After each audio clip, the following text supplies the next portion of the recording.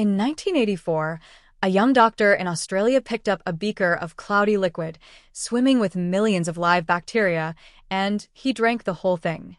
Everyone told him he was crazy. A few years later, that same reckless act would win him the Nobel Prize.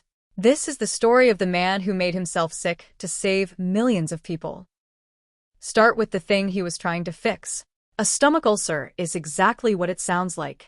A raw, open sore in the lining of your stomach. Acid pours onto it, and it burns.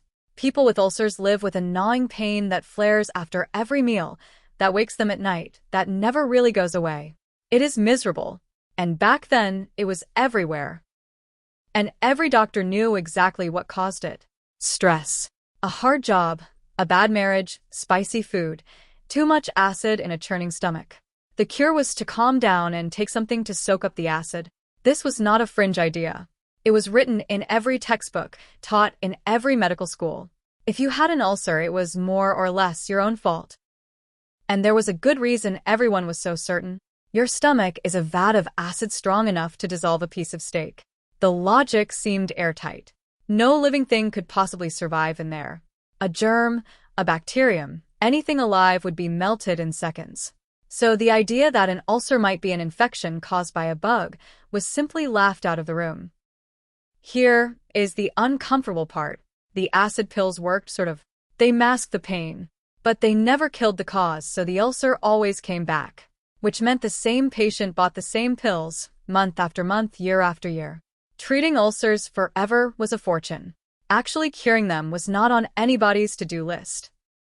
Then, in Perth, Western Australia, a quiet pathologist named Robin Warren kept noticing something strange. Down his microscope, in sample after sample of inflamed, ulcerated stomachs, he saw them.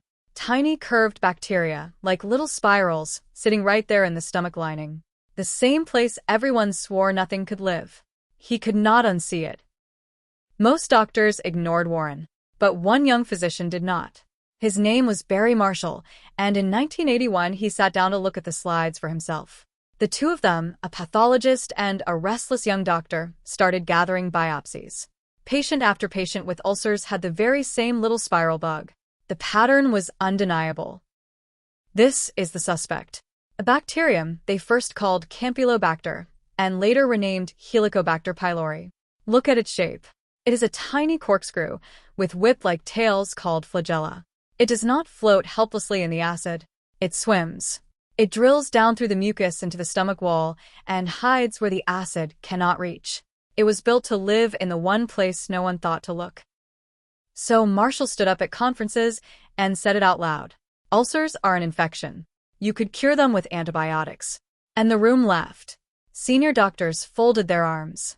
Nothing lives in stomach acid, they said. Everyone knows that.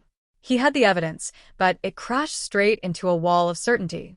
It was, in his words, a campaign, and everyone was against him. To convince them, he needed proof.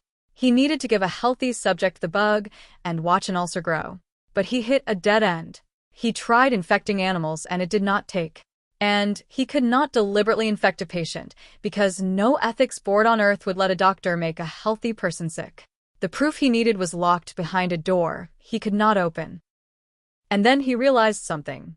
There was exactly one healthy human he was allowed to experiment on without asking anyone's permission. Himself.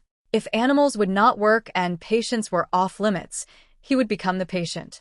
He would swallow the bacteria, and if he got sick, the whole world would have to listen. So one day in 1984, a colleague scraped a culture of the bacteria from a patient, mixed it into a cloudy broth, and handed Barry Marshall the beaker. He checked that his stomach was healthy. Then he lifted the glass, full of millions of living bugs, and he drank it down in a few gulps. No animal model. No ethics approval. Just a doctor betting his own body that he was right. For a few days, nothing. Then it hit. He felt sick. His mother told him his breath had turned foul. He started vomiting in the mornings. Inside his stomach, the bug he had swallowed was multiplying, colonizing the lining, and inflaming it. He had given himself gastritis, the angry red swelling that comes before an ulcer. The bacteria everyone said could not survive were thriving. Now came the proof. They slid a camera down into his stomach and took samples. The screen showed it plainly. His lining, healthy a week before, was now inflamed and raw and crawling with the same spiral bacteria. He had taken a healthy stomach, added one bug, and produced the disease. That is as close to absolute proof as medicine gets. And before you decide this sounds too wild to be true, we went and checked. The self-experiment is documented in his own published work from 1985, in the Nobel records, and in interviews he has given for decades. He really drank it. He really got sick. He really proved it on his own body. And then came the part that changed everything. He took a short course of antibiotics, the bacteria died, and the inflammation cleared. The disease that doctors had managed for a lifetime, that they swore was caused by stress and a weak character, turned out to be an infection. And an infection can be cured, not managed. Cured in about 2 weeks for the price of a few pills. It still took years for the establishment to admit he was right, but the evidence was too strong to deny forever. In 2005, Barry Marshall and Robin Warren were awarded the Nobel Prize in Medicine for discovering the bug that causes ulcers and the disease it drives. Years later, asked how he kept going while the whole field dismissed him, Marshall put it simply, "Everyone was against me, but I knew I was right." He had the one thing they did not. He had drunk the proof. Today, an ulcer is no longer a life sentence. It is a quick test and a course of antibiotics. Millions of people who would have suffered for years are simply cured. All because one stubborn doctor refused to accept what everyone knew for certain.